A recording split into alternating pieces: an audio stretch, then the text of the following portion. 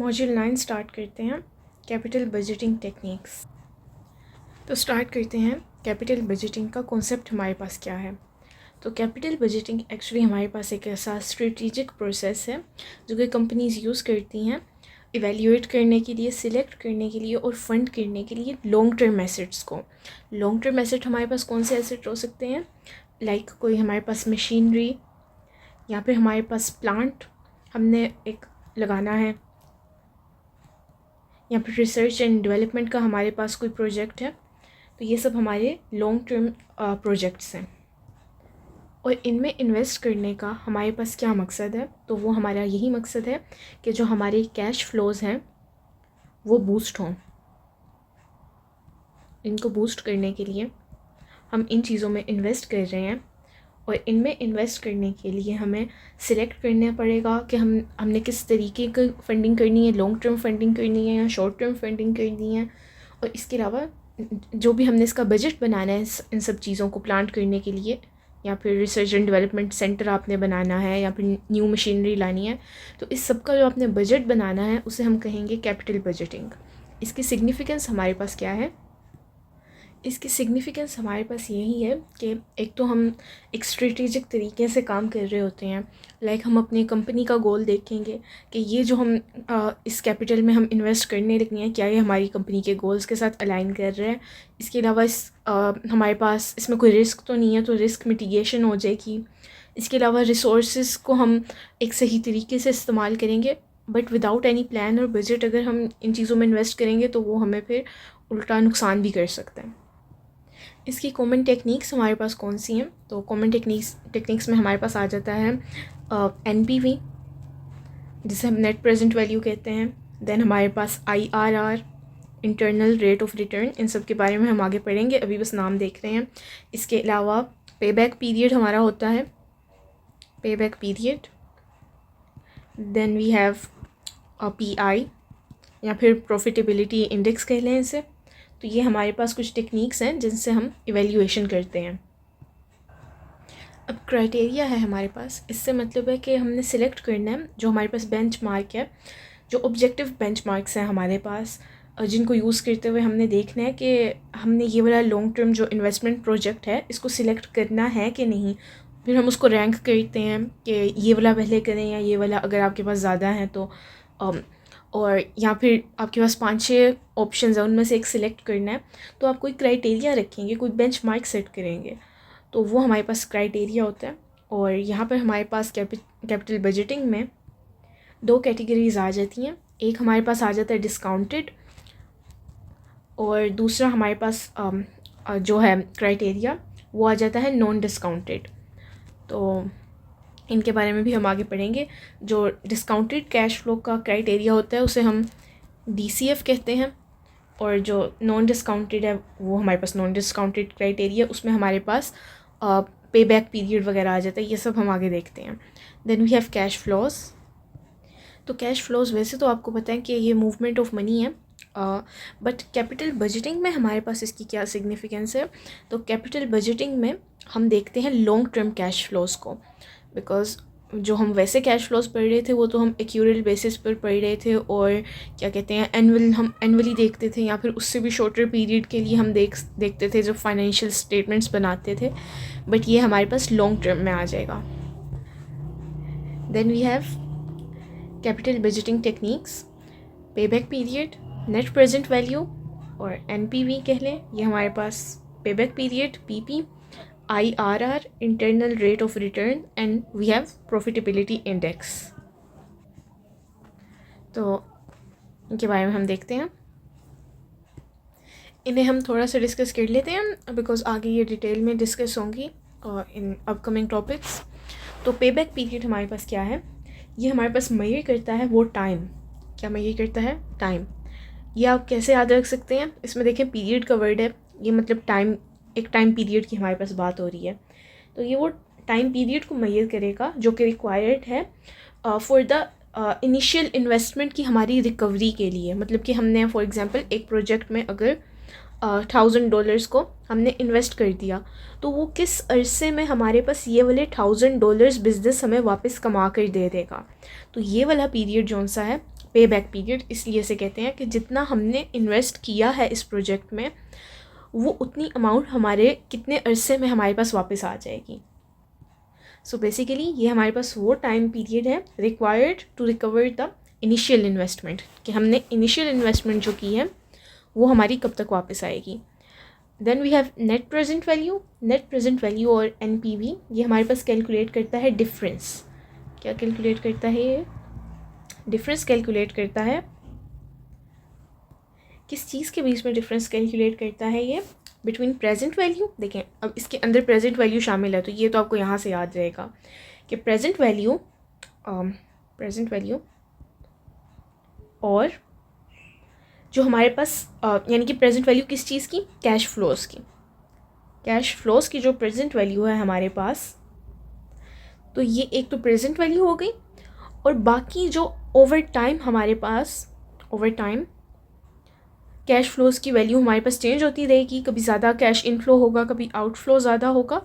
तो इनके बीच में डिफरेंस के ओवर टाइम हमारे पास कैसा डिफरेंस आ रहा है कैश फ्लोज़ की प्रेजेंट वैल्यू में, और जो आगे प्रेजेंट वैल्यू हमारे पास होंगी उनमें।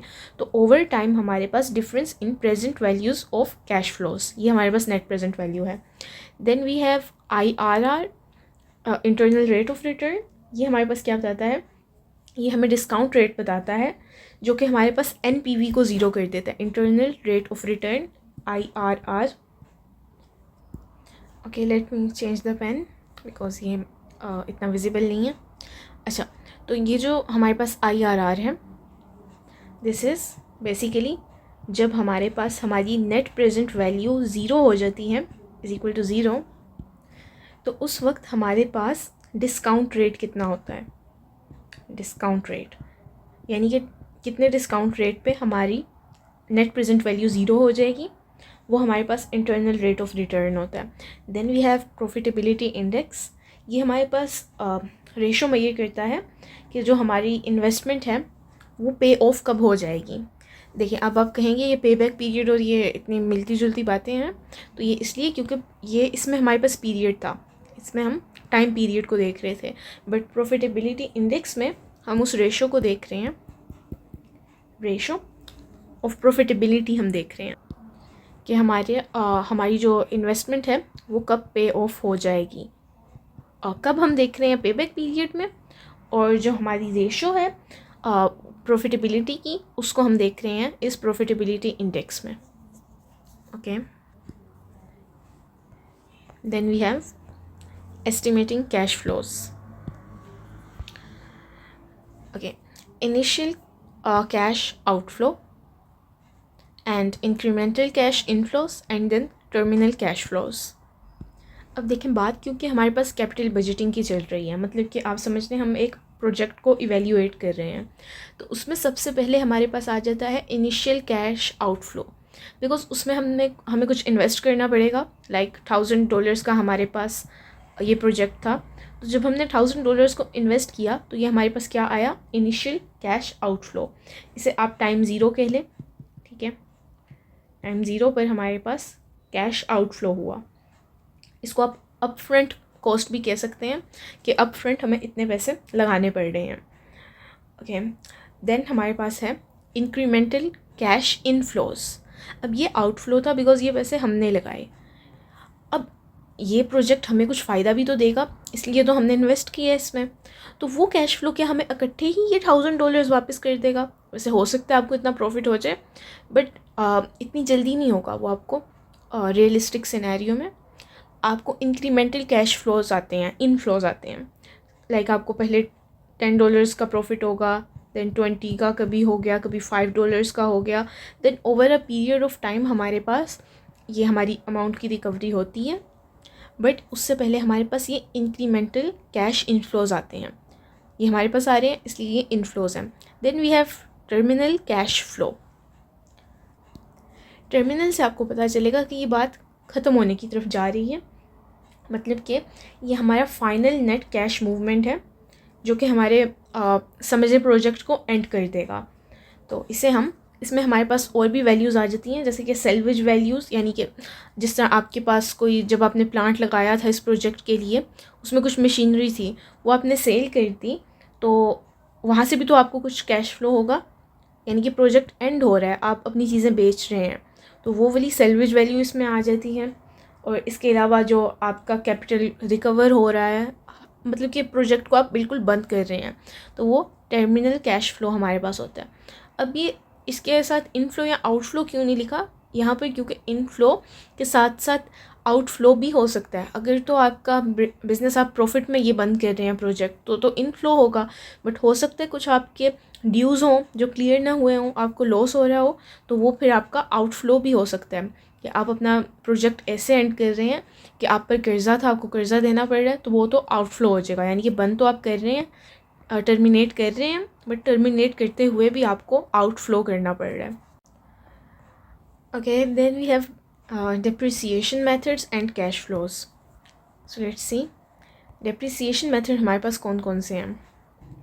तो depreciation आपको पता है हमारा वो प्रोसेस होता है जिसमें हम अपनी किसी फिज़िकल एसेट की कॉस्ट को स्प्रेड कर देते हैं over a period of time, जो उसकी यूज़फुल लाइफ है उसमें हम स्प्रेड आउट कर देते हैं उसकी कॉस्ट को। तो ये हमारा नॉन कैश एक्सपेंस होता है, जो कि हम पढ़ चुके हैं, नॉन कैश एक्सपेंस, क्योंकि उसकी वैल्यू टाइम के साथ साथ हमारे पास कम होती जाती है ना, तो एक्सपेंस तो हमारे पास हो रहा होता है लेकिन नॉन कैश होता है, इसकी वैल्यू कम हो रही है बट हमें उसके लिए और कैश नहीं देना पड़ रहा। तो अब इस डिप्रिसिएशन के लिए हमारे पास कितने मेथड्स हैं, हमारे पास यहाँ पर 3 मेथड लिखे हुए हैं। एक है स्ट्रेट लाइन मेथड, एक है हमारे पास डिक्लाइनिंग बैलेंस मेथड, और एक है यूनिट्स ऑफ आउटपुट मेथड। तो स्ट्रेट लाइन मेथड को हम देखते हैं सबसे पहले। ये हमारे पास सिंपलेस्ट मेथड है और मोस्ट कॉमन है ये। इसमें हम क्या करते हैं, इसमें एज्यूम करते हैं कि जो सा एसेट है हमारे पास वो इक्वल रेट पर हर साल अपनी वैल्यू को, उसकी वैल्यू कम होती जाती है, ठीक है, वो अपनी वैल्यू को लॉस करता है, उसकी वैल्यू में लॉस होता है at an equal rate. So assume आपने क्या करना है, एसेट लूजेस, अपनी वैल्यू को लूज़ करता है, its value at an equal rate, equal rate पर करेगा एवरी ईयर। ओके, सो इसका फॉर्मूला आपके पास ये होगा कि जो आपके पास कॉस्ट आई थी उसमें से आप माइनस कर देंगे सैल्वेज वैल्यू। सैल्वेज वैल्यू अभी बताया, एंड पर जब आप उसे बेचेंगे तो जो आपको पैसे मिलेंगे वो माइनस करती है, डिवाइडेड बाय यूज़फुल लाइफ जो थी उसकी, कि कितने अरसे आपने इसको इस्तेमाल किया। Okay, then we have declining balance method. इसमें आप क्या करेंगे, इसमें हमारी ये अजम्पशन होती है कि एसेट अपनी वैल्यू को ज़्यादा लॉस करता है, ज़्यादा अपनी वैल्यू उसकी कम होती है, loses more value in early years. देखें, हमने ये एज्यूम किया डिक्लाइनिंग बैलेंस मेथड में कि वो लूज़ करेगा ज़्यादा value in early years, like पहले 2 सालों में उसकी वैल्यू ज़्यादा कम होगी, but less in later years. लेकिन अब जैसे जैसे वक्त गुजरता जाएगा, लाइक 10 साल गुजर गए हैं, तो वो जिस रफ्तार से अपनी वैल्यू को लूज़ कर रहा था वो रफ्तार कम हो जाएगी, मतलब कि वैल्यू वो अभी भी लूज़ कर रहा है बट एक कम रेट पे कर रहा है, पहले वो ज़्यादा रेट पर कर रहा था in early years. Then we have unit of output method. अच्छा, वैसे ये डिक्लाइनिंग वाले का फॉर्मूला हमारे पास क्या होगा, इसका ये फॉर्मूला होगा कि जो वैल्यू थी आपकी, value at start of year, साल के शुरू में जो वैल्यू है, ठीक है, उसको मल्टीप्लाई कर देना है उस साल का आपका जो डिप्रिसिएशन का रेट होगा उससे। अच्छा, यूनिट्स ऑफ आउटपुट वाले मेथड को अगर हम देख लेते हैं तो ये हमारे पास एक्टिविटी पर डिपेंड करता है। आउटपुट से मतलब देखें, जो आपके पास जो भी एसेट था वो आपको आउटपुट क्या दे रहा है, मतलब कि वो कितनी एक्टिविटी कर रहा है, तो ये हमारे पास इग्नोर कर देता है टाइम को, ये मेथड टाइम को इग्नोर कर देता है। इसमें भी देखें हम इक्वल रेट की बात कर रहे थे, टाइम पीरियड की बात कर रहे थे, इसमें भी हम अर्ली ईयर्स की और लेटर ईयर्स की बात कर रहे थे, बट तो इस मेथड में हमारे पास टाइम इग्नोर हो रहा है, और जो हमारा एसेट वैल्यू जो उसकी कम हो रही है वो किस पर हमारे पास बेस कर रही है कि एक्चुअली हमारे पास जो यूजेज हुई है एसेट की, एक्चुअली यूज्ड, जितनी यूजेज हो गई है उस हिसाब से हम फिर उसको उसकी वैल्यू को कम करते जाते हैं. Okay, then we have non cash expenses. How to treat in capital budgeting, कि नॉन कैश एक्सपेंसेस जो है हमारे पास लाइक डिप्रिसिएशन, इनको कैपिटल बजटिंग में हमने किस तरह से ट्रीट करना है. अब एक बात आप याद रखिए कि जो नॉन कैश एक्सपेंसेस हैं हमारे पास, कैश आपके पास होता है विजिबल, आपको दिखता है. नॉन कैश एक्सपेंसेस आपके पास इनविजिबल होते हैं, ये आपको दिखते नहीं हैं, because no actual money is leaving और coming to your bank account. तो फिर ये आपको दिखते नहीं हैं. तो इनको रिकॉर्ड कैसे किया जाता है, बिकॉज ये आपके बैंक से तो नहीं जा रहे एक्सपेंसेस. तो इनको आप इस तरह रिकॉर्ड कर सकते हैं लाइक आपने टैक्स पे करना है गवर्नमेंट को, तो आप इन्हें टैक्स शील्ड के तौर पे रिकॉर्ड कर सकते हैं कि रियल कैश तो जा नहीं रहा कहीं भी, लेकिन गवर्नमेंट आपको ये करने देती है कि आप जो सी डिप्रिसिएशन है उसको टैक्स रिटर्न में, ठीक है, जो आपका टैक्स रिटर्न आपने फाइल करना है उसके एक्सपेंस में आप इसको डाल दें. ठीक है, नॉन कैश एक्सपेंसेस को आप टैक्स रिटर्न में डाल कि टैक्स रिटर्न में हमारा ये एक्सपेंस हुआ है, तो फिर आपको टैक्स कम देना पड़ेगा. तो इस बात को हम टैक्स शील्ड भी कहते हैं, बिकॉज ये हमें ज़्यादा टैक्स देने से बचा रही होती है. तो एक बार आप इस टैक्स से बच गए, ठीक है, तो फिर तो आपकी टैक्स शील्ड हो गई. यहाँ पर आपने क्या किया था, सब्ट्रैक्ट किया था ना, कि ये जो है ये मेरा एक्सपेंस है तो इसको सब्ट्रैक्ट कर दें. तो अब हम अपनी इनकम में से इसे सब्ट्रैक्ट कर रहे थे, बिकॉज इनकम पे हमारे पास टैक्स होता है ना, जिसे हम इनकम टैक्स कहते हैं. तो उसमें से ये नॉन कैश एक्सपेंस हमने सब्ट्रैक्ट कर दिया, लेकिन असल में तो एक्चुअली कोई कैश आपके बैंक अकाउंट से नहीं गया. तो इसका एक स्टेप 2 हमारे पास है कि आप ऐड बैक कर देते हैं. ऐड बैक, जब आप अपना प्रॉफिटेबिलिटी देख रहे होते हैं, ठीक है, तो आप टैक्स कैलकुलेट कर चुके, तो आप इस नॉन कैश एक्सपेंस को वापस ऐड कर देते हैं अपनी नेट इनकम में. ठीक है, क्योंकि वो मनी आपके पास से नहीं गई. तो इस तरह नॉन कैश एक्सपेंसेस को ट्रीट किया जाता है as a tax shield and then they are added back. उसके बाद हम देखते हैं इनिशियल कैश आउटफ्लो. ये हम देख चुके हैं हमारे पास, जब हम इनिशियल इन्वेस्टमेंट कर रहे होते हैं एक प्रोजेक्ट में, तो हमारे पास एक कैश का आउटफ्लो होता है ऑफ अ लार्ज अमाउंट जो कि उसमें हम इन्वेस्ट कर रहे हैं. तो इसे हम इनिशियल कैश आउटफ्लो कहते हैं. ये हमारे पास टाइम 0 पर होती है. Okay, what is purchase price, FOB, C&F and CIF. तो ये सब एक्चुअली हमारे पास इनिशियल कैश आउटफ्लो में ही आ जाते हैं. ठीक है, तो परचेज प्राइस हमारे पास क्या होती है, ये टोटल अमाउंट जो कि हमने पे की होती है टू एक्वायर एन एसेट, कि वो एसेट हमारे पास आ जाए उसके लिए हमने एक प्राइस पे की, वो हमारे पास परचेज प्राइस है. तो ये भी उसी टाइम 0 में आ जाएगी, बिकॉज ये हमारे इनिशियल कैश आउटफ्लो में आ रही है. तो इसके आगे हमारे पास कंपोनेंट्स हैं, लाइक इसमें हमारे पास बेस कॉस्ट हो सकती है. देन उस पर अगर कुछ टैक्स लग रहे हैं, अगर आप इंटरनेशनली मंगवा रहे हैं तो उस पर कोई ड्यूटी है, तो ये सब हमारे परचेस प्राइस में आ जाते हैं. अच्छा, तो इसमें हमारे पास देखें FOB, इसे आप कह सकते हैं foreign outward bill. Foreign outward bill, ये हमारे पास एक शिपिंग की टर्म है कि आप समझें लाइक आप एक्सपोर्ट कर रहे हैं ना कोई चीज़, तो एक्सपोर्ट ट्रांजैक्शन होती है. आपने कुछ बाहर से ख़रीदा किसी और कंट्री से, ठीक है, फॉरेन कंट्री से, तो दैट डिफाइंस दिस फॉरेन, कि फ़ॉरेन क्यों आया, बिकॉज आप किसी फॉरेन कंट्री से परचेज़ कर रहे हैं. तो वो एक्सपोर्ट ट्रांजैक्शन जहाँ पर जो सेलर है जो कि आपको बेच रहा है, वो आपको शिपिंग डॉक्यूमेंट्स भेजेगा. कहाँ पर, आपके बैंक में भेजेगा. सेलर बायर के बैंक में भेजेगा. ठीक है, अब आपकी कंट्री और है, आपकी A कंट्री है, उसकी B कंट्री है. ठीक है, वो ये डॉक्यूमेंट्स आपको भेजेगा वाया बैंक. ठीक है, ताकि वो आपसे पेमेंट कलेक्ट कर सके. तो इसे हम कहते हैं फॉरेन आउटवर्ड बिल. वो आपको बिल भेज रहा है एक किस्म का, ठीक है, ताकि वो आपसे पेमेंट रिसीव कर सके. Then we have C&F.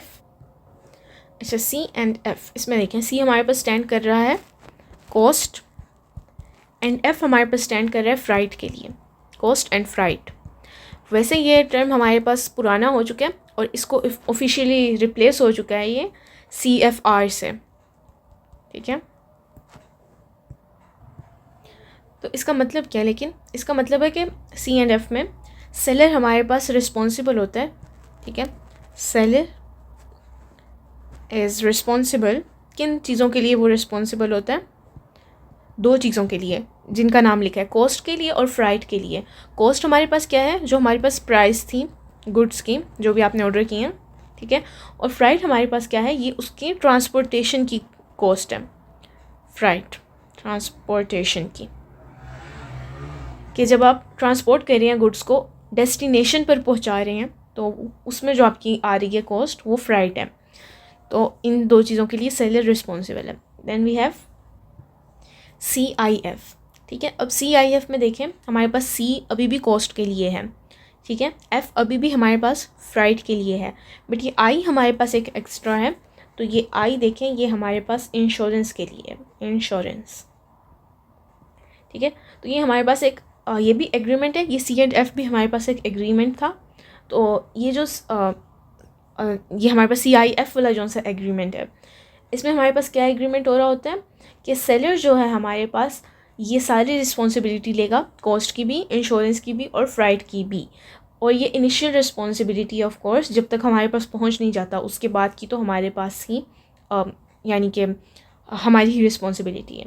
तो सबसे पहले तो सेलर कवर करेगा हमारे पास हमारी कॉस्ट, ठीक है, गुड्स की, जब तक वो डेस्टिनेशन पर पहुंच नहीं जाती। देन इंश्योरेंस, सेलर हमें ये भी इंश्योरेंस प्रोवाइड करेगा कि अगर हमारे पास फॉर एग्जांपल सी राउट से हमारे पास आ रहा है, तो जो मरीन इंश्योरेंस है कि प्रोटेक्ट हो हमारा जौन सा कोई सामान डैमेज ना हो ट्रांजिट के दौरान, तो ये सब भी वही इसकी रिस्पॉन्सिबिलिटी लेगा। देन फ्राइट हमारे पास वही है कि जो ट्रांसपोर्टेशन है उसके लिए अरेंज और पे हमारे पास सेलर ही करेगा।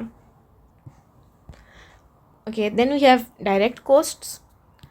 डायरेक्ट कॉस्ट हमारे पास वही फ्राइट की आ जाती है, इंश्योरेंस की, देन इंस्टॉलेशन की कॉस्ट, देन सेटअप की कॉस्ट, उसके अलावा ड्यूटीज़ और टैक्सेस, ये सब हमारे पास डायरेक्ट कॉस्ट है जो कि हमारे पास आ जाती हैं इनिशियल परचेज़ में, हमारे पास आ जाती हैं इनिशियल कैश आउटफ्लो में। Okay, then we have incremental cash flows जो कि हमारा सेकंड पार्ट है, और इसके बाद हमारे पास टर्मिनल कैश फ्लोज आ जाएंगे। इंक्रीमेंटल कैश फ्लो हमारे पास क्या होते हैं, तो पहले इंक्रीमेंटल कैश इनफ्लोज को देखते हैं। कभी इंक्रीमेंटली आपको आउटफ्लो भी करना पड़ सकता है वैसे, बट ये इनफ्लोज की बात हो रही है जो कि आपका प्रॉफिट आपको रिकवर करके देंगे, आपकी इन्वेस्टमेंट रिकवर होगी। ओके,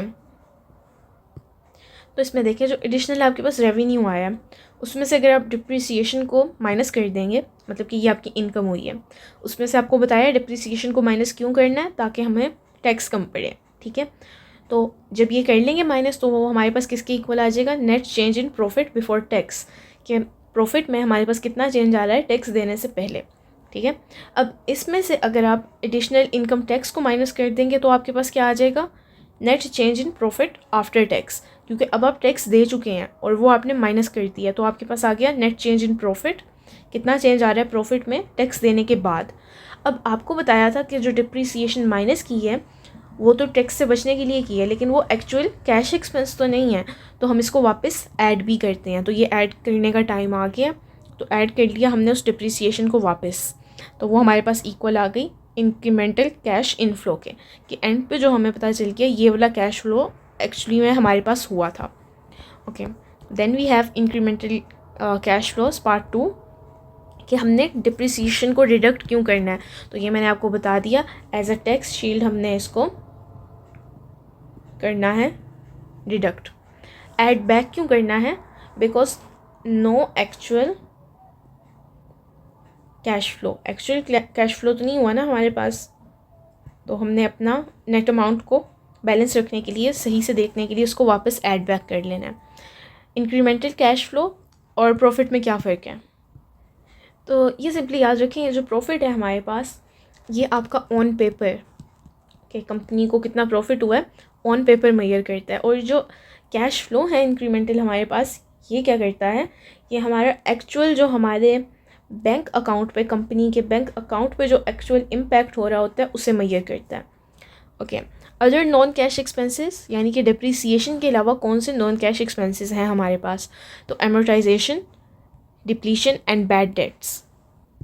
एमोर्टाइजेशन आपको बताया था, बेसिकली ये हमारे पास डिप्रिसिएशन ही है, लेकिन डिप्रिसिएशन हमारे फिजिकल एसेट पर है और ये हमारे इंटेंजिबल एसेट्स पर है, लाइक सॉफ्टवेयर, कॉपीराइट, पेटेंट वगैरह हमारे पास आ गए, तो एमोर्टाइजेशन उस पर है हमारे पास।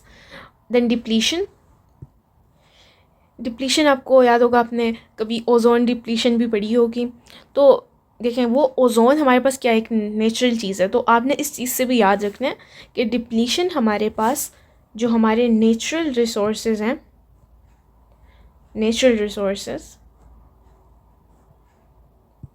इनका नॉन कैश एक्सपेंस है, यानी कि इनमें जो हमारे पास रिडक्शन हो रही है, फिजिकल रिडक्शन हो रही है नेचुरल रिसोर्सेज में, जैसे जैसे आप उनको एक्सट्रैक्ट करते हैं या सेल करते हैं, ठीक है, तो वो हमारे पास डिप्लीशन में आ जाता है, यानी कि ये स्पेसिफिकली हमारे पास नेचुरल रिसोर्सेज के लिए। देन बैड डेट्स, ऐसा कर्ज आपने दिया है जो कि अब तक वापस नहीं आया, तो वो भी तो आपको एक्सपेंस ही पड़ गया ना। लाइक आपने 2 लाख किसी को दिए बट वो वापस नहीं आ रहे, तो वो आपके अकाउंट से तो चले गए, ठीक है। अब आप दोबारा नहीं दे दे, ठीक है, आपका एक्चुअली कैश एक्सपेंस दोबारा नहीं हो रहा, आपको दोबारा कैश नहीं देना पड़ रहा, लेकिन वो आपको वापस भी नहीं आ रहा, तो ये एक नॉन कैश एक्सपेंस आपको पड़ गया। Then we have terminal cash flow, cash flow in the last year of useful life, यानी कि इसके बाद प्रोजेक्ट बंद हो जाना है जी। ये हमारे पास लास्ट ईयर है यूज़फुल लाइफ का, उस प्रोजेक्ट की या उस एसेट की, जो भी आपने प्लांट है या मशीनरी है, उसकी यूज़फुल लाइफ का लास्ट ईयर है, उसमें जो कैश फ्लो होगा वो हमारे पास टर्मिनल कैश फ्लो है। इसमें अब हम क्या करते हैं, जो हमारे पास एडिशनल रेवेन्यू आया उसमें से हम डिप्रिसिएशन को माइनस कर देते हैं, ये हम पढ़ चुके हैं। देन हमारे पास net change in profit before tax आ जाएगा, बिफोर टैक्स। उसके बाद आप इसमें से जो एडिशनल इनकम टैक्स आपने दिया उसे भी सब्ट्रैक्ट कर देंगे। देन हमारे पास net change in profit after tax आ जाएगा, आफ्टर टैक्स। जब हम इसमें वापस अपनी डिप्रिसिएशन को ऐड कर देंगे, देन हमारे पास इंक्रीमेंटल कैश इनफ्लो आ जाएगा ऑफ लास्ट ईयर का। लास्ट ईयर का क्यों? बिकॉज हम टर्मिनल कैश इनफ्लोज को पढ़ रहे हैं। देन इसमें हम सेल्वेज वैल्यू को ऐड कर देंगे। सेल्वेज वैल्यू को क्यों ऐड करेंगे? बिकॉज ये तो लास्ट ईयर है, हमने उसको सेल ऑफ कर देना है, हमने उसको बेच देना है। देन हम उसमें से माइनस कर देंगे tax on sale of the asset, कि उसको हम बेच रहे हैं तो उस पर हमें कुछ टैक्स भी तो पड़ेगा ना, उसको माइनस कर दिया, ठीक है। और उसमें ऐड क्या कर दिया? Release of working capital. जो वर्किंग कैपिटल था जो हमारे पास साथ साथ चल रहा था, उसको हमने माइनस कर दिया, बिकॉज अब तो वर्किंग हमारी बंद हो रही है, सॉरी उसको ऐड कर दिया, ठीक है, क्योंकि वो तो रिलीज़ हो गया ना हमारे पास। देन हमारे पास नेट टर्मिनल कैश फ्लो आ जाएगा हमारे ईयर के लास्ट में, जो हमारे पास टर्मिनेट कर रहे हैं वो कैश फ्लो हमारे पास ऐसे आ जाएगा। देन टर्मिनल कैश इनफ्लोज, इसमें हम कुछ और फैक्टर्स को भी देख रहे हैं। देखें, एडिशनल रेवेन्यू माइनस, यहाँ तक तो वही बात हो गई, प्रॉफिट बिफोर टैक्स आ गया। देन इनकम टैक्स को भी सब्ट्रैक्ट किया, यहाँ पर हमारे पास प्रॉफिट आफ्टर टैक्स आ गया, डिप्रिसिएशन वापस ऐड कर दी। यहाँ तक तो सेम बात है कि हमारे पास इंक्रीमेंटल कैश इनफ्लो आ गया लास्ट ईयर का। लेकिन अब ऐसा भी हो सकता है, कुछ एसेट ऐसे भी होते हैं जिनको डिस्पोज ऑफ करने के लिए हमें कॉस्ट देनी पड़ती है। कुछ ऐसे प्लांट्स होते हैं जिनको अगर हमने ख़त्म करना है, उसमें हमारे पास कुछ ऐसी चीज़ें हैं जिनको डिस्पोज ऑफ करना है, तो उसकी हमारे पास कॉस्ट होती है। लाइक कोई ऐसी चीज़ हो सकती है, फॉर एग्जांपल जैसे कि कोई इन्वायरमेंट के लिए कोई हैज़र्ड है, वो चीज़ कोई हार्मफुल केमिकल वगैरह है, ठीक है, तो उसको आप ऐसे ही कहीं भी वेस्ट नहीं कर सकते, उसके लिए प्रॉपर उसकी आपको मैनेजमेंट करनी पड़ेगी, या फिर किसी थर्ड पार्टी से आपको कॉन्ट्रैक्ट करना पड़ेगा कि वो आपको सही से वेस्ट करके दें, तो ये उसकी कॉस्ट है, उसको माइनस कर दिया।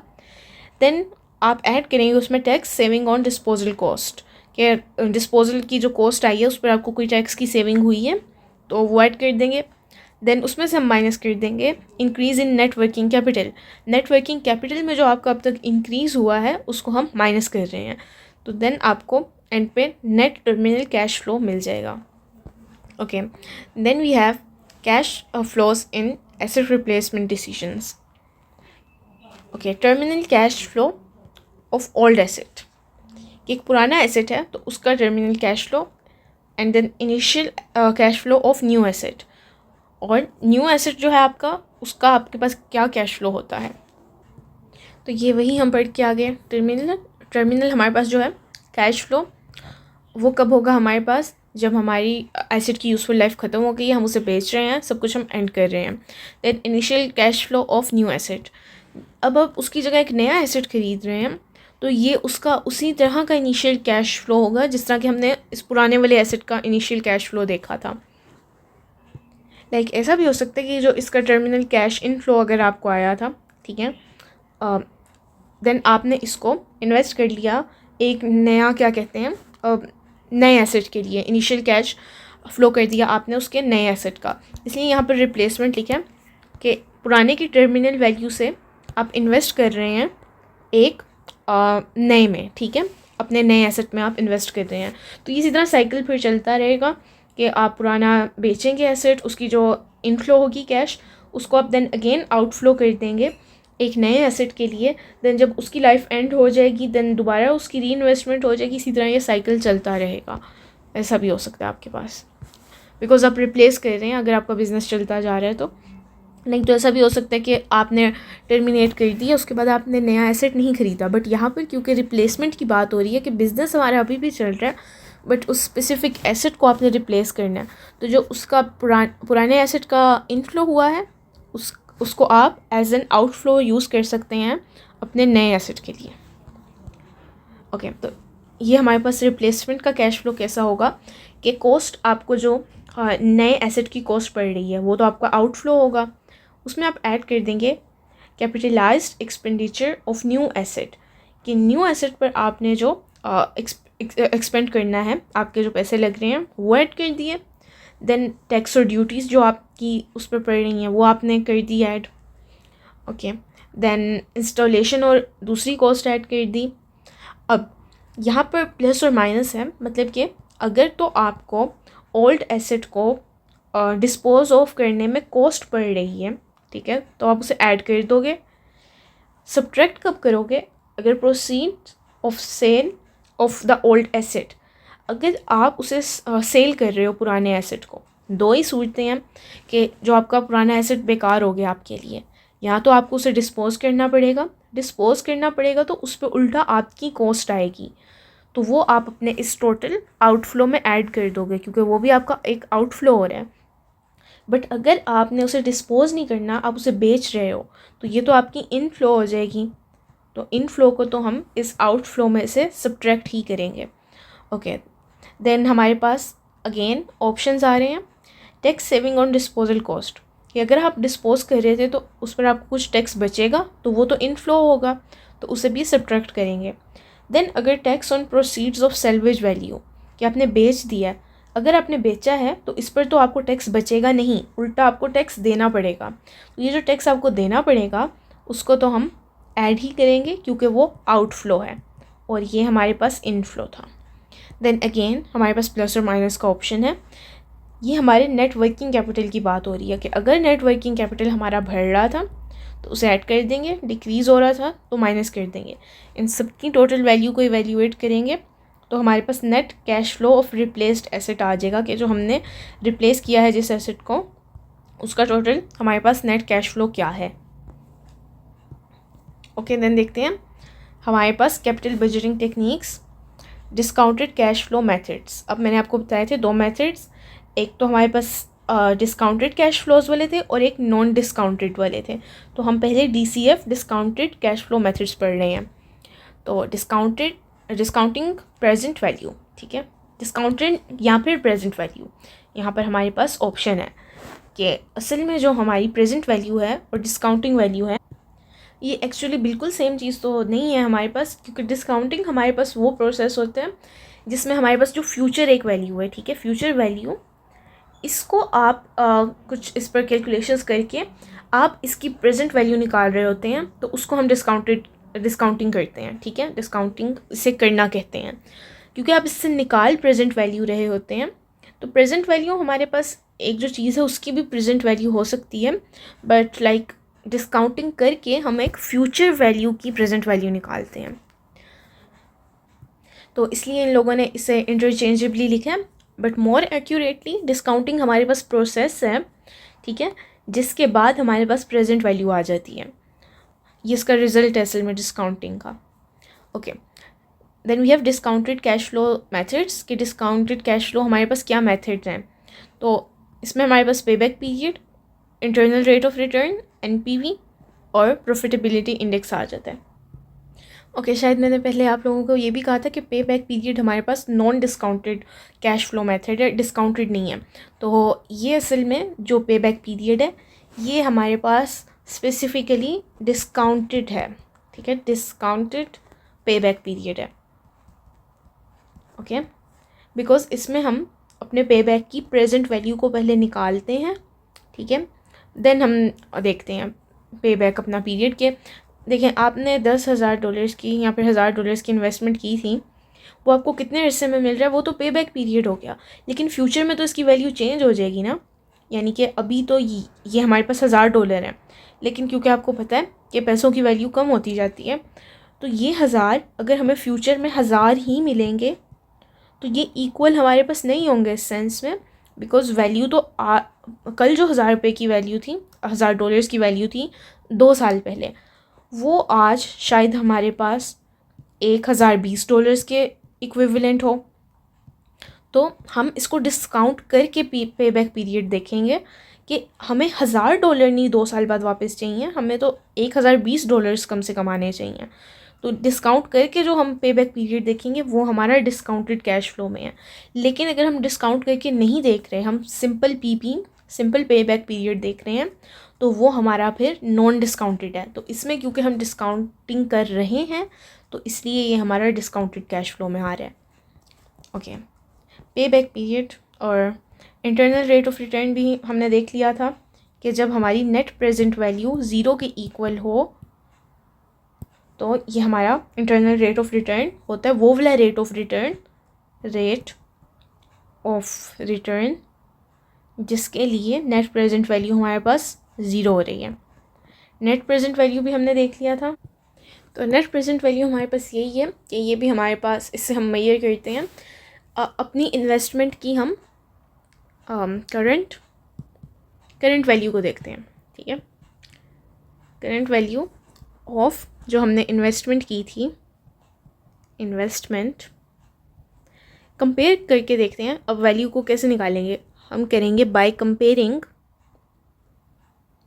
कंपेयर करते हैं जो हमारे पास एक्सपेक्टेड फ्यूचर हमारे पास रिटर्न आएगा, एक्सपेक्टेड फ्यूचर रिटर्न, कि आज तो हम इस पर इतना इन्वेस्ट कर रहे हैं, फ्यूचर में ये हमें कितना रिटर्न देगा। तो इसमें भी हमारे पास टाइम वैल्यू ऑफ मनी का कॉन्सेप्ट आ जाता है। और फ्यूचर वैल्यू हम कैसे निकालते हैं, अब फ्यूचर वैल्यू की हम प्रेजेंट वैल्यू कैसे निकालेंगे, वो हम डिस्काउंटिंग करके निकालेंगे ना। तो इसीलिए ये भी हमारे पास डिस्काउंटेड कैश फ्लो DCF का मेथड है।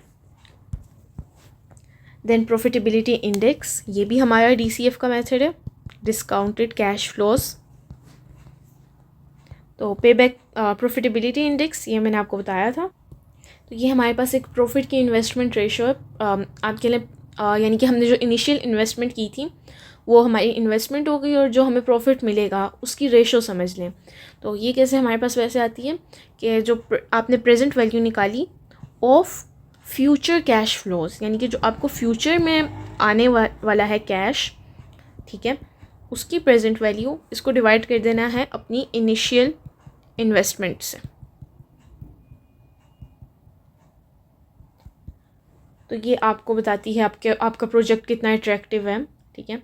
नेट प्रेजेंट वैल्यू से हट के, यानी कि उसके जैसा नहीं है, बिकॉज वो आपको एक एब्सोल्यूट डॉलर अमाउंट देती है, ठीक है। नेट प्रेजेंट वैल्यू एक एब्सोल्यूट अमाउंट देती है, एब्सोल्यूट। बट ये आप देखें, ये आपके पास एक रेशो है, तो ये आपको एब्सोल्यूट डॉलर अमाउंट नहीं देगी, ये आपको एक इंडेक्स बता देगी कि आपकी इन्वेस्टमेंट कितनी एफिशिएंट है।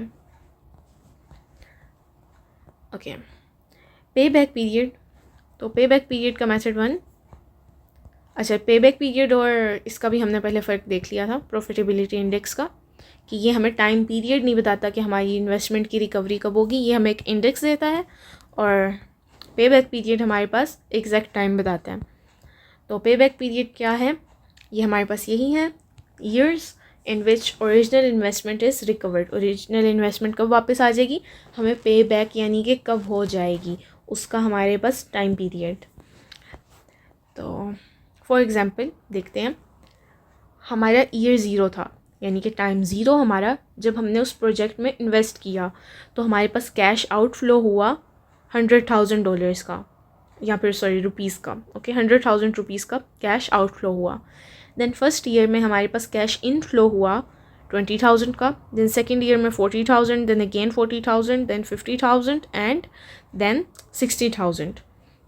तो एक्यूमुलेटेड कैश फ्लोज हमारे पास क्या हो गए, देखें पहले साल में 20,000, दूसरे में 60,000 जब हमारे पास आया तो हमारे पास ये हो गए 80,000। Okay actually we are adding these. देखें सबसे पहले ये 20,000 था हमारे पास, देन 20 में हमने 40 ऐड किया तो ये 60 आ गया। देन इस 60 में आपने इस 20 को नहीं ऐड करना, आपने अगले साल की अमाउंट को ऐड करना ना, तो 60 + 40 आपके पास कितना हो गया, वो 100,000 हो गया। तो अब 100,000 को बोल्ड क्यों किया हुआ है, ये इसलिए किया हुआ है क्योंकि आप अपनी ओरिजिनल जो आउटफ्लो था उसे देखें, 100,000 था, तो थर्ड ईयर में आके हमारे पास हमारा ये इनिशियल अमाउंट की रिकवरी हो गई। ये हमारा पे बैक पीरियड है 3 इयर्स का। ये देन पे बैक पीरियड का फॉर्मूला कि इनिशियल इन्वेस्टमेंट यहाँ पर जो ओरिजिनल कॉस्ट आ रही थी आपके पास एसेट की, उसको आपने डिवाइड कर दिया जो आपको इंक्रीमेंटल कैश इनफ्लोज आ रहे हैं, तो ये आपका एक फॉर्मूला है।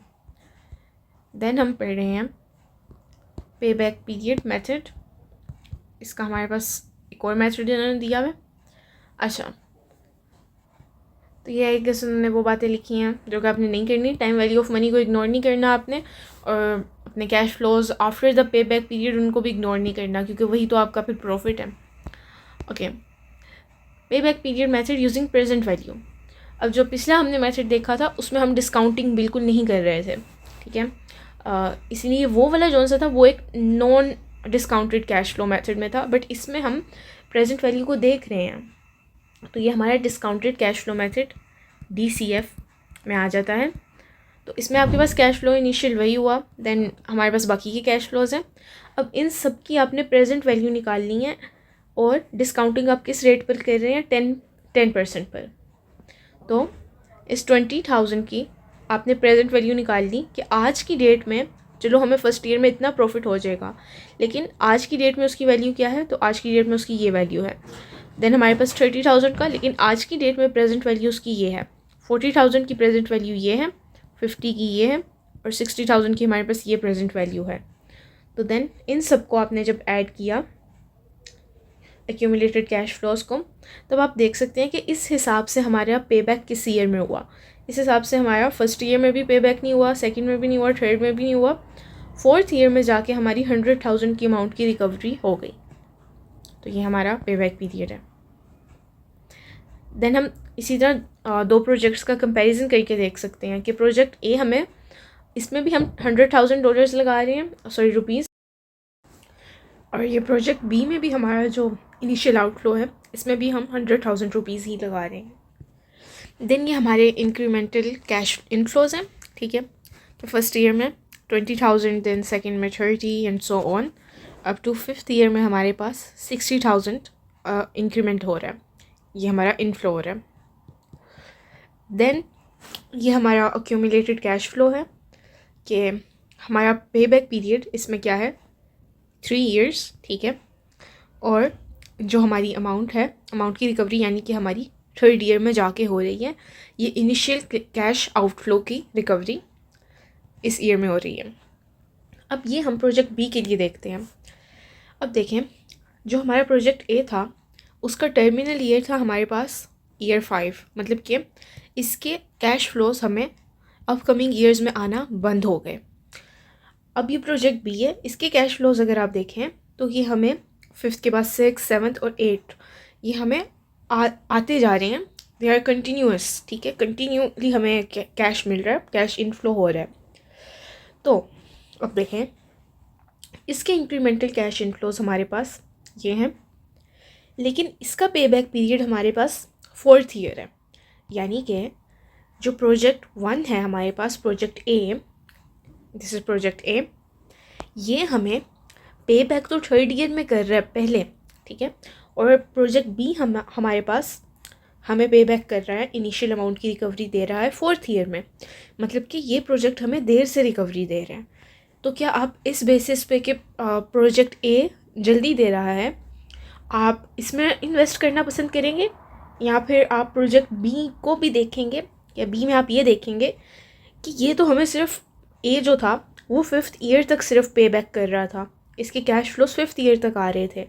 अब प्रोजेक्ट बी जो है, चाहे ये हमें एक ईयर ज़्यादा लगा कर हमारा पे बैक कर रहा है, बट इसके कैश फ्लोज हमारे पास प्रोजेक्ट ए से ज़्यादा हैं। तो अगर तो आपका ये गोल है कि हमें जल्दी से जल्दी इनिशियल अमाउंट की रिकवरी हो जाए, हमें आगे लॉन्ग टर्म बिजनेस को नहीं चलाना इस प्रोजेक्ट को, अगर ये आपकी प्रायोरिटी है तब तो आप प्रोजेक्ट ए को सिलेक्ट कर लेंगे। अदरवाइज़ अगर आप अपना लॉन्ग टर्म बेनिफिट देख रहे हैं कि ये हमें बाद में भी कैश फ्लोज देता रहेगा, देखें 60,000 पे बैक के बाद दे रहा है, ये पे बैक के बाद हमें देखें 50,000 और 60,000, ये टोटल हमें 110,000 का प्रॉफिट और दे रहा है। लेकिन इस पे देखें ये पे बैक के बाद हमें 60 देन 50, यानी कि 120 यहाँ पर हो गया, और देन 240, देन उसके ऊपर भी 50। तो प्रॉफिट तो हमें प्रोजेक्ट बी ज़्यादा दे रहा है, चाहे इसका पे बैक बी के पीरियड जो है हमारे पास वो फोर्थ ईयर है। तो प्रॉफिटेबिलिटी के लिहाज से देखा जाए तो प्रोजेक्ट बी को फिर हमें सेलेक्ट करना चाहिए। Then we have net present value, ये हम देख चुके हैं, यह है हमारे पास difference between the sum of present values of cash inflows and cash outflows, कि जो कैश इनफ्लोज हमें आ रहे हैं और जो कैश आउटफ्लो जो हम कर रहे हैं उनका डिफरेंस, लेकिन उनकी प्रेजेंट वैल्यूज़ को देख रहे हैं हम, यानी कि फ्यूचर में हमें पता है कैश इनफ्लो होगा, एक कैश आउटफ्लो होगा, लेकिन इनकी फ्यूचर वैल्यू से हम इनकी प्रेजेंट वैल्यू को पहले निकालेंगे, देन हम देखेंगे उनका डिफरेंस। तो ये हमारे पास नेट प्रेजेंट वैल्यू है, ये भी हमारे पास DCF का एक मेथड है, डिस्काउंटेड कैश फ्लोज का, बिकॉज इसमें हम डिस्काउंटिंग कर रहे हैं, डिस्काउंटिंग करके हमारे पास क्या आती है, present value future cash flows की।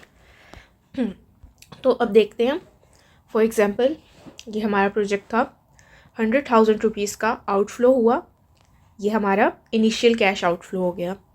देन इंक्रीमेंटल कैश इनफ्लोज हुए हमारे पास 5 ईयर्स के लिए। तो अब हमने देखना है इनकी प्रेजेंट वैल्यू। देखें जो आउटफ्लो था वो तो आज की डेट में हुआ ना, टाइम ज़ीरो पे, तो प्रेजेंट है, प्रेजेंट में ही कैश आउटफ्लो हुआ, तो इसकी वैल्यू तो सेम रहेगी, तो ये हमारे पास सेम वैल्यू रही।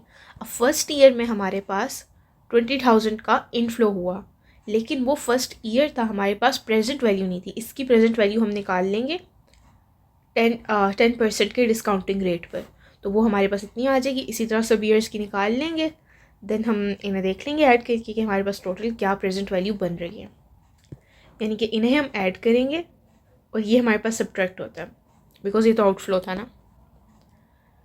तो देखें इनको ऐड कर लिया हमने, तो ये वैल्यू आ गई, उसमें से हमने आउटफ्लो को माइनस कर दिया, तो ये हमारे पास नेट प्रेजेंट वैल्यू आ गई। Then we have net present value and discount rate.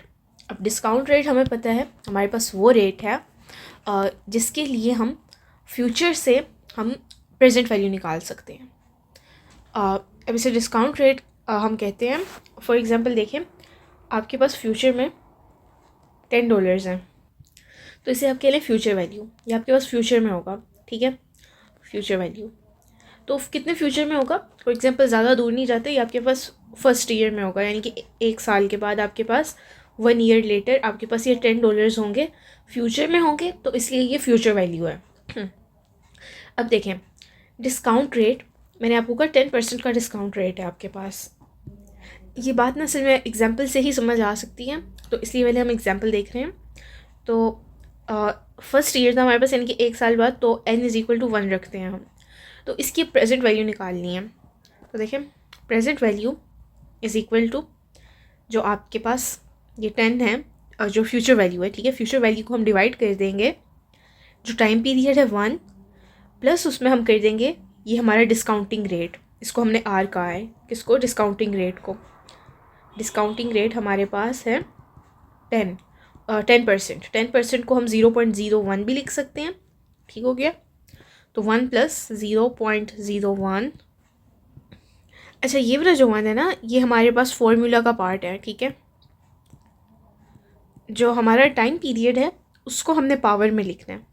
अगर सेकेंड ईयर दो सालों के बाद का फ्यूचर वैल्यू देख रहे हैं तो यहाँ पर फिर 2 आ जाएगा। तो ये हमारा ये फॉर्मूला का 1 है और ये हमारे पास हमारा जो टाइम पीरियड है उसके।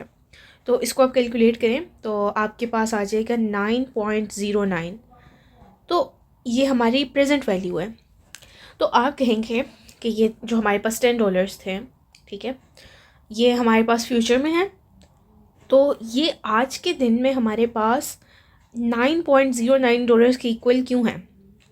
मतलब ऐसा तो नहीं ना कि आज मैंने अपने पास $9.09 रखे, देन मैंने 1 साल बाद जाके देखे तो वो $10 हो गए, ऐसा नहीं है।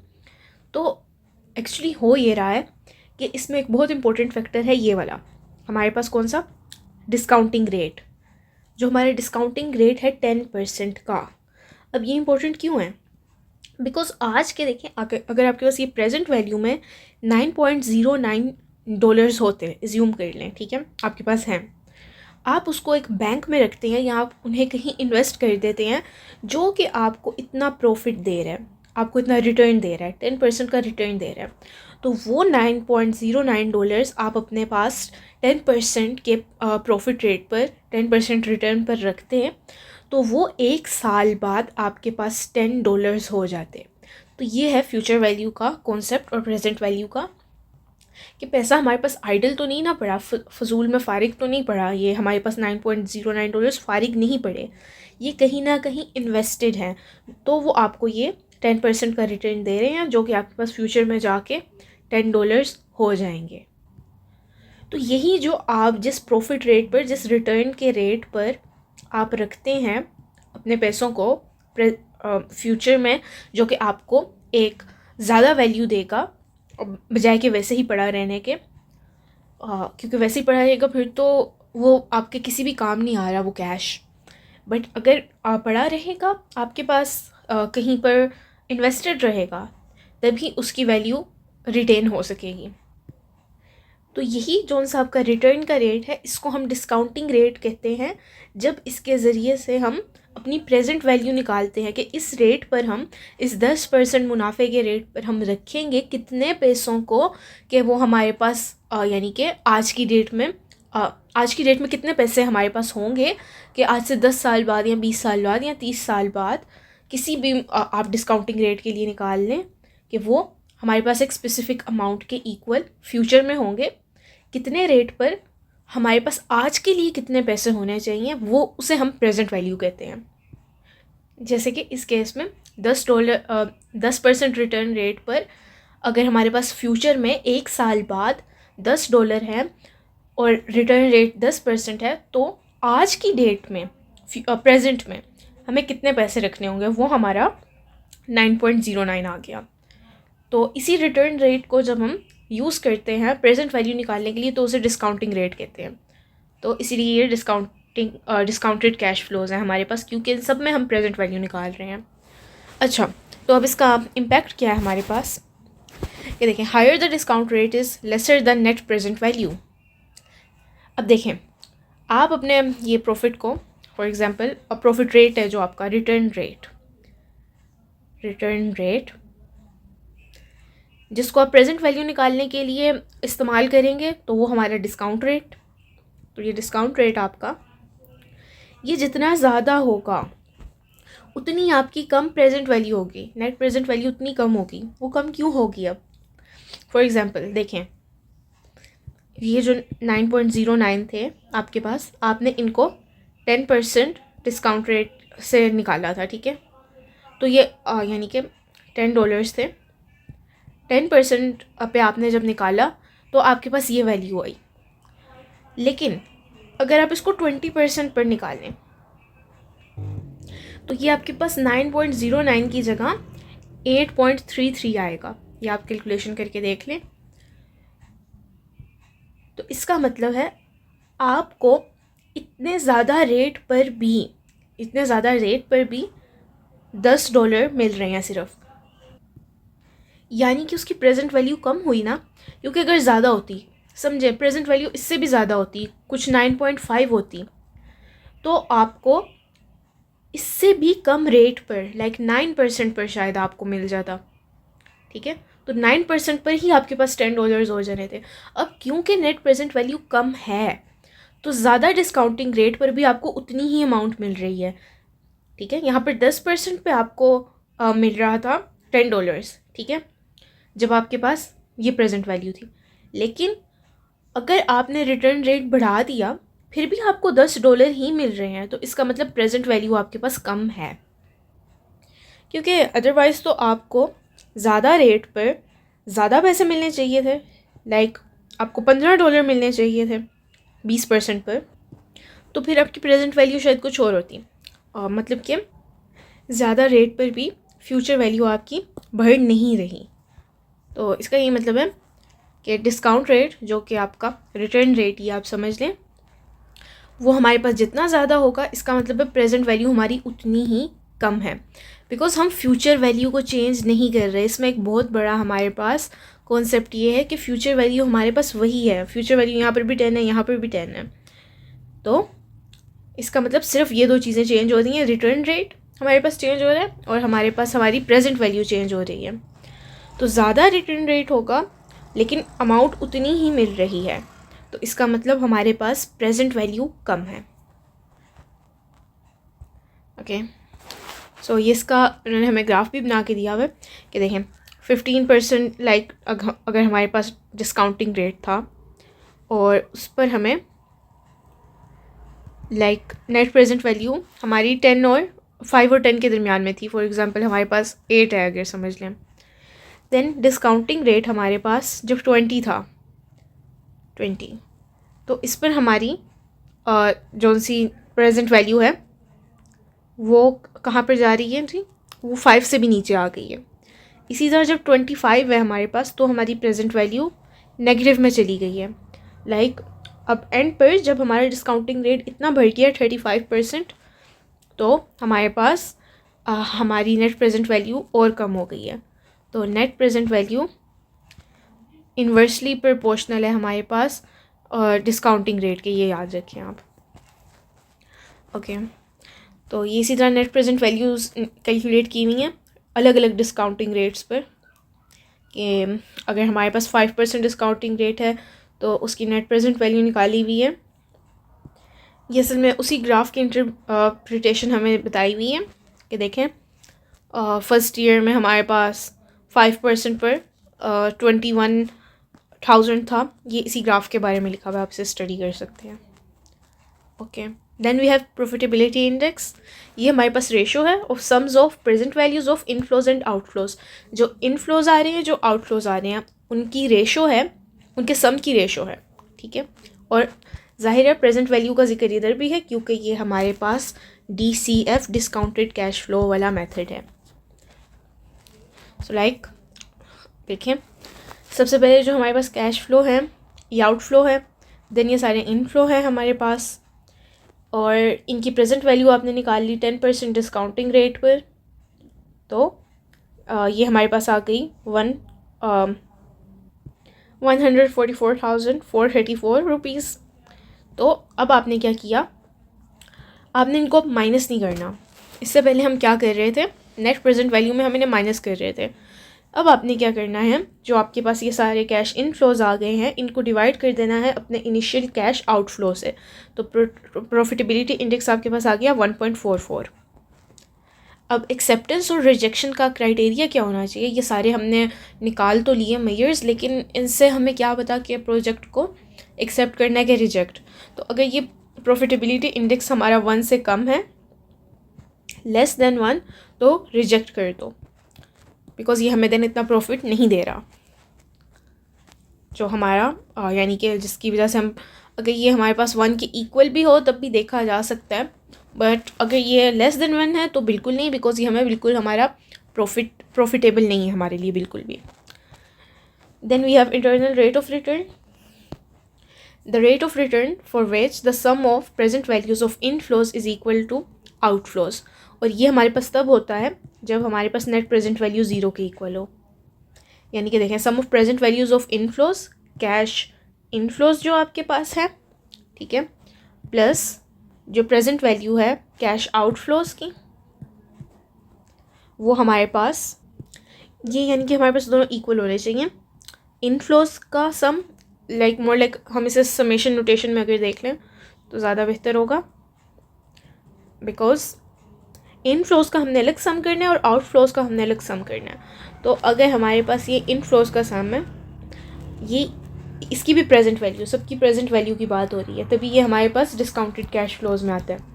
तो इनफ्लोज का सम हमारे पास इक्वल आ जाए अगर आउटफ्लोज के सम के, ये सब हमारे पास किस रेट ऑफ रिटर्न पर हो रहा है, रेट ऑफ रिटर्न, तभी इसको हम इंटरनल रेट ऑफ रिटर्न कहते हैं, बिकॉज हमने वो रेट ऑफ रिटर्न देखना है जिस पर कैश इनफ्लोज की प्रेजेंट वैल्यूज़ का सम और कैश आउटफ्लोज की प्रेजेंट वैल्यूज़ का सम हमारे पास इक्वल आ रहा है।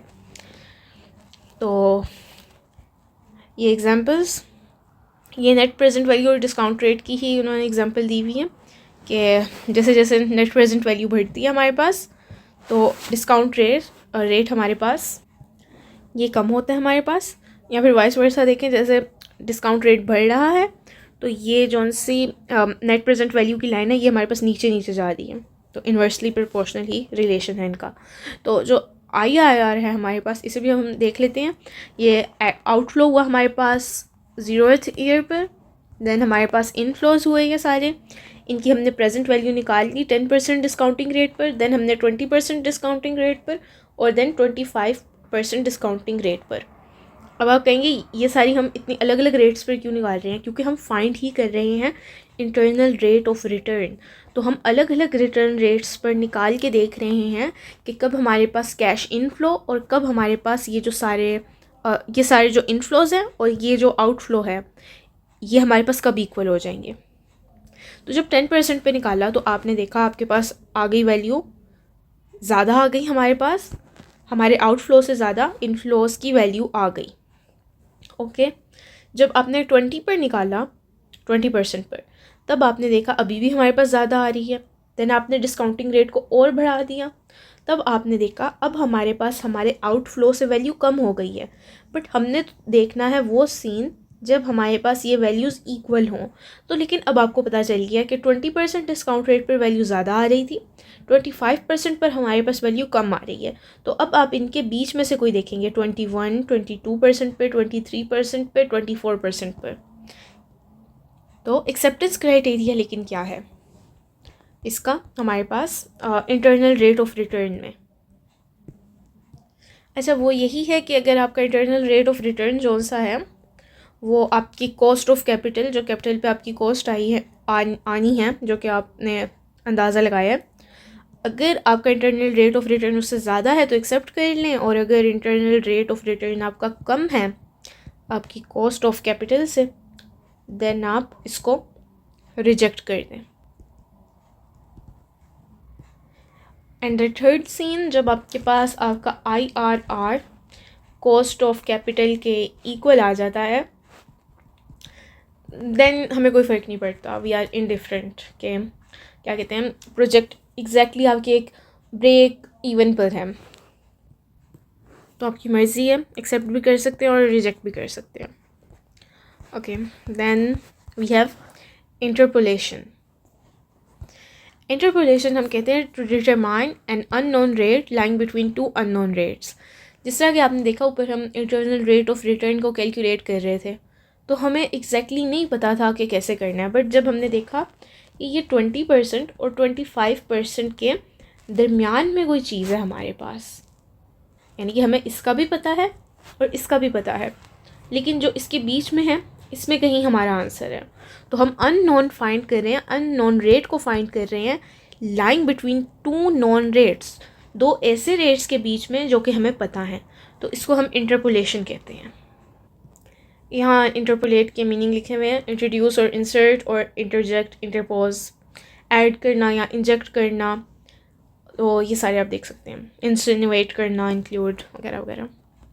ओके, तो ये हमारे पास वही एग्जांपल दी हुई है इंटरनल रेट ऑफ रिटर्न की कि हमें 20 और 25% के बीच में से एक रेट ऑफ रिटर्न फाइंड करना है। तो देखें इंटरनल रेट ऑफ रिटर्न जो 20% हमें पता था, ओके, प्लस 5%, जिससे हमारे पास हमारा दूसरा रेट आ जाता है। 20 में 5 प्लस करें तो भी हमारे पास वो 25 वाला आ रहा है ना, तो ये दूसरा रेट ऑफ रिटर्न। तो ये दोनों परसेंटेज हमने लिख ली, इनको मल्टीप्लाई कर रहे हैं हम, जो हमारा 20% पर कैश इनफ्लोस की वैल्यू आ रही थी, उसमें से हमने माइनस कर दिया जो हमारे पास आउटफ्लो था, देन उसको हमने डिवाइड करना है जो हमारे पास अगेन 20% पर हमारे पास इनफ्लोज आ रहे थे, और उनमें से माइनस हमने कर दिया जो हमारे पास 25% पर इनफ्लोज आ रहे थे। तो इस तरह कैलकुलेट करने से हमारे पास एग्जैक्ट हमें पता चल गई, हमारा इंटरनल रेट ऑफ रिटर्न हमें पता चल गया। बट ये किस तरह हमने निकाला है, इंटरपोलेट करके। तो बिकॉज हमें 20% और 25% इनके रेट ऑफ रिटर्न पता थे, इन रेट ऑफ रिटर्न के बीच में से हमने एक अपना unknown rate of return IRR find किया है। तो एक्सेप्टेंस और रिजेक्शन का मैंने आपको बता दिया पहले। Then we have capital rationing. तो रैशनिंग हमारे पास क्या होता है, controlled distribution of a scarce resource, यानी कि आपके पास ऐसे वसाइल जो कि स्कार्स हैं, आपके पास वाफिर मिकदार में मौजूद नहीं है, यानी कि एक लिमिटेड अमाउंट में है आपके पास, उनकी कंट्रोल्ड डिस्ट्रीब्यूशन करना, उनको बांटना एक कंट्रोल्ड तरीके से, तो इसको हम रैशनिंग कहते हैं। जो आपने वर्ड सुना भी होगा, राशन, घर का जो राशन होता है, it's the exact same thing, वो भी हम एक कंट्रोल्ड तरीके से अपने घर में डिस्ट्रीब्यूशन करते हैं रिसोर्सेज की। ओके, सो कैपिटल रैशनिंग क्या है हमारे पास, when profitable investment options are more than funds available, कि हमारे पास हमारे जो इन्वेस्टमेंट के ऑप्शंस हैं वो हमारे पास ज़्यादा हैं उनसे जितने हमारे पास फ़ंड अवेलेबल हैं। यानी कि आपके पास A ऑप्शन है, B ऑप्शन है, C ऑप्शन है, 3 ऑप्शन है आपके पास, लेकिन फ़ंड्स आपके पास इतने नहीं है कि आप A में भी इन्वेस्ट कर दें, B में भी कर दें, C में भी कर दें। तो फंड्स आपके पास लिमिटेड हैं, आप इनमें से एक में से ही कर सकते हैं, तब आपको कैपिटल रैशनिंग करनी पड़ती है। फॉर एग्ज़ाम्पल यहाँ आपके पास A से लेकर H तक प्रोजेक्ट्स दिए हुए हैं और इनके इनिशियल कैश आउटफ्लो लिखे हैं कि इनमें हमें कितनी इन्वेस्टमेंट करनी पड़ेगी, इसमें 50,000, इसमें 35,000 एंड सो ऑन। एज में हमें सबसे कम इन्वेस्टमेंट करनी पड़ रही है। इनका इंटरनल रेट ऑफ रिटर्न लिखा हुआ है, इनका नेट प्रेजेंट वैल्यू लिखी है और इनका प्रॉफिटेबिलिटी इंडेक्स लिखा हुआ है। तो और भी प्रोजेक्ट्स हैं हमारे पास, बट अब इनमें से बल्कि यही हैं। ओके, इनमें से अब हमने सिलेक्ट किए हैं 3 प्रोजेक्ट्स, इन बेसिस पर IS किए हैं हमने अपने IRR, NPV और PI के बेसिस पर। तो जो सा F प्रोजेक्ट है उसका इंटरनल रेट ऑफ रिटर्न 37% है, इसका नेट प्रेजेंट वैल्यू 11,000, आउटफ्लो 10,000। इसी तरह प्रोजेक्ट C है 28% IRR, 42,000 NPV, 30,000 outflow. And we have D project 26% IRR, 1,000 NPV and 25,000 outflow. तो अब हम इनकी नेट प्रेजेंट वैल्यू को ऐड कर रहे हैं और इनके आउटफ्लोज को ऐड कर रहे हैं कि अगर हमने ये 3 सेलेक्ट कर ली हैं इन्वेस्ट करने के लिए, तो टोटल आउटफ्लो हमें कितना होगा, यानी कि इन सब में इन्वेस्ट करने के लिए हमारे पास पैसे लग रहे हैं टोटल 65,000 लग रहा है, 65,000, और इनकी नेट प्रेजेंट वैल्यू जो सी है वो हमारे पास 54,000 आ रही है। तो इसका मतलब है हमारे पास नेगेटिव NPV है असल में, बिकॉज हमारी नेट प्रेजेंट वैल्यू हमारे जो प्रेजेंट वैल्यू आउटफ्लो है उससे कम है।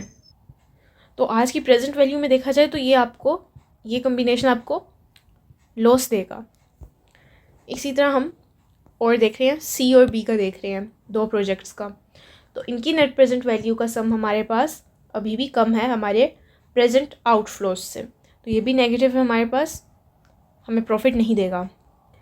देन हम देख रहे हैं C, G, F और E का, तो इस पर अब हमने नेट प्रेजेंट वैल्यू देखी, इनका सम देखा, वो 76 के आया हमारे पास, और आउटफ्लो हमारे पास 65,000। तो ये हमारे पास हमें एक पॉजिटिव NPV दे रहा है, इसका मतलब ये हमें प्रॉफिट देगा। तो ये हमारा क्राइटेरिया हो गया। ओके, और यानी कि अब इसमें हमने कैपिटल रेशनिंग किया कि हमने अपने लिमिटेड रिसोर्सेज का यूज़ करते हुए भी एक डिस्ट्रीब्यूशन की है प्रोजेक्ट्स की, ऐसे कैपिटल की अपनी ऐसी डिस्ट्रीब्यूशन की है जो कि हमें प्रॉफिट दे। तो यही हमारे पास कैपिटल रेशनिंग है। तो decision making in capital rationing, हमने NPV मैक्सिमम देखना है कि हमें कौन से प्रोजेक्ट्स का combination maximum net present value दे रहा है। नेगेटिव नहीं होनी चाहिए, वो पॉजिटिव होगी, उसमें से भी आप मैक्सिमम देख सकते हैं। तो NPV की बेसिस पर हम क्यों देख रहे हैं? बिकॉज हमें पता है कि पॉजिटिव NPV हमें प्रॉफिट दे के जाएगा। Why the combination selected on the basis of profitability index gives maximum NPV, यानी कि जो प्रॉफिटेबिलिटी इंडेक्स है उसकी बेसिस पर सिलेक्ट किया हुआ कम्बिनेशन आपको सबसे ज़्यादा NPV क्यों देगा? बिकॉज मैंने आपको बताया था कि NPV तो हमारे पास एक एब्सोल्यूट अमाउंट है, लेकिन जो प्रॉफिटेबिलिटी इंडेक्स है ये हमें हमारा एक इंडेक्स देता है। ये हमें बताएगा कि for every dollar, for each dollar जो आपने स्पेंड किया है उस पर आपको कितनी नेट प्रेजेंट वैल्यू आपको मिल सकती है। तो ये इसलिए आपको सबसे ज़्यादा अच्छा प्रोजेक्ट सिलेक्ट करके देगा जिसका सबसे ज़्यादा मैक्सिमम NPV होगा। बिकॉज़ अगर आपके पास ये हमारे पास रैशनिंग में आ रहा है ना, देखें अगर हमारे पास पैसों की रिस्ट्रिक्शन ना हो फिर तो जो हमें सबसे ज़्यादा मतलब कि नेट प्रेजेंट वैल्यू दे रहे हैं हम उसमें हर प्रोजेक्ट में ही हम इन्वेस्ट कर देंगे। बट क्योंकि हमारे पास लिमिटेड रिसोर्सेज हैं तो हम हर उस प्रोजेक्ट में इन्वेस्ट नहीं कर सकते। तो इसीलिए हम प्रॉफिटेबिलिटी इंडेक्स को देख रहे हैं, क्योंकि हाईएस्ट NPV तो आपका पूरा बजट भी खा सकता है ना। तो प्रॉफिटेबिलिटी इंडेक्स को देखना ज़रूरी है कि how much NPV you get for every dollar spend, कि हर डॉलर आप स्पेंड कर रहे हैं उस पर आपको कितना NPV मिल रहा है। Okay, so we have multiple IRRs, मतलब कि जो इंटरनल रेट ऑफ रिटर्न है हमारे पास मल्टीपल भी हो सकते हैं। In some unusual cash flows we may end up with multiple IRRs for one project. अब हमने देखा इंटरनल रेट ऑफ रिटर्न जहाँ पर कैश इनफ्लोज का सम और कैश आउटफ्लोज का सम हमारे पास इक्वल आ रहा है। नॉर्मली तो हमारे पास वो एक ही रेट ऑफ रिटर्न होना चाहिए, बट कुछ अनयूजुअल कैश फ्लोज हमारे पास ऐसे भी होते हैं कि हमारे पास वो इंटरनल रेट ऑफ रिटर्न एक की जगह दो आ जाते हैं। फॉर एग्ज़ाम्पल उन्होंने एक एग्जांपल दी है कि आउटफ्लो हुआ हमारे पास हमारे 0th ईयर में, देन इनफ्लो, देन अगेन हमारे पास आउटफ्लो हो गया। इसको हमने 25% पर डिस्काउंट किया, हमारे पास ये वैल्यूज़ आ गई। देन हमने इसको 400% पर डिस्काउंट किया, तब हमारे पास सेम वैल्यूज़ आ गई। मतलब कि ये हमारे पास दो IRR आ गए, हमारे पास 25% और 400% दोनों पर सेम हमारे आउटफ्लोज और इनफ्लोज का सम इक्वल आ रहा है। तो ऐसे अनयूजुअल केसेस भी हो सकते हैं। Okay, then we have sensitivity analysis in capital budgeting. Sensitivity analysis, what if things change, कि अगर क्या होगा कि हालात बदल जाएं थोड़े से। तो सेंसिटिविटी एनालिसिस को हम देखते हैं क्या होता है। ये समझ लें एक रिस्क असेसमेंट का तरीका है। इसमें हम देखते हैं कि देखिए ना, व्हाट इफ़ थिंग चेंजेस, मतलब कि अगर हम इनपुट्स को अपने चेंज कर रहे हैं तो जो हमारा फाइनल फाइनेंशियल आउटकम है उसमें क्या चेंजेस आएंगे, कि हमारे पास सेंसिटिविटी एनालिसिस होता है। The impact on the outcome on the basis of changes in point estimates like initial outflow, net operating income, salvage value. तो उन्होंने कहा कि हमारे आउटकम पे क्या फ़र्क पड़ेगा on the basis of change, उस चेंज की बेसिस में जो कि हम अपने पॉइंट एस्टिमेट्स में कर रहे हैं। पॉइंट एस्टिमेट हमारे कौन से हो सकते हैं, लाइक हमारे इनिशियल आउटफ्लो हम चेंज कर दें, या फिर हम अपनी नेट ऑपरेटिंग इनकम चेंज कर दें, सैल्वेज वैल्यू, ये सब चेंज करके देखें तो हमारे पास क्या इम्पैक्ट आएगा फाइनल आउटकम पर। लाइक फॉर एग्जांपल यहाँ पर इन्होंने मुख्तलिफ़ चीज़ों के लिए देखा है। ओरिजिनल एस्टिमेट हमारा ये था कि इनिशियल आउटफ्लो हमारा इतना होगा और नेट ऑपरेटिंग इनकम हमारी इतनी है, सैल्वेज वैल्यू इतनी है। बट हम अब उसमें स्लाइड से चेंजेस करके देख रहे हैं कि अगर हमने इसमें से 5% कम कर दिया इन सब में से, या फिर 5% हमने ऐड कर दिया, तो हमारे एस्टिमेट्स में कितना डिफरेंस आ रहा है। Okay, then we have risk. ये हमारे पास वही अनसर्टेनिटी है, यानी कि चांसेस ऑफ वेरिएशन कि कितना हमारे पास हमारी ओरिजिनल एस्टीमेट से हटकर चीज़ें हो सकती हैं। लाइक इकोनॉमी, जो हमारी टोटल इकोनॉमी है, ग्लोबल इकोनॉमी या फिर कंट्री की इकोनॉमी, हाई बूम, अगर वो अप ही जा रहा है, उसका ट्रेंड काफ़ी अप जा रहा है, तो प्रोबेबिलिटी हमारे पास हाई बूम की कितनी है कि 0.1% है। तो कैश फ्लो हमारा है 10,000। लेकिन अगर खाली बूम है, अभी भी अप जा रही है, बहुत ज़्यादा अप नहीं जा रही, उसकी प्रोबेबिलिटी हमारे पास ज़्यादा है थोड़ी, तो उसका कैश फ्लो हमारे पास इतना होगा। अगर नॉर्मल मार्केट जा रही है जिसकी प्रोबेबिलिटी उससे भी ज़्यादा है, और रिसेशन की भी प्रोबेबिलिटी, यानी कि मार्केट के नीचे जाने की प्रोबेबिलिटी भी नॉर्मल जाने की इक्वल ही है, तो उसमें हमारे कैश फ्लो ये हैं। और हाई रिसेशन के बहुत ही नीचे जाए, उसकी भी प्रोबेबिलिटी कम है, तो ये हमारे पास 4,000 इसमें कैश फ्लो है। ओके, नेक्स्ट हमारे पास, ओके देखें, नेक्स्ट हम अपने कैश फ्लो को अपनी प्रोबेबिलिटी से मल्टीप्लाई करके निकाल रहे हैं। इसे हम कहते हैं एक्सपेक्टेड वैल्यू।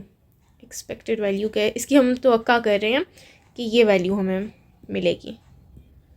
ओके, देन ये एक्सपेक्टेड वैल्यू का स्क्वायर जो है हमारे पास, यानी कि रिटर्न के लिए इसके स्क्वायर को हम मल्टीप्लाई कर रहे हैं पी से, अपनी प्रोबेबिलिटी से।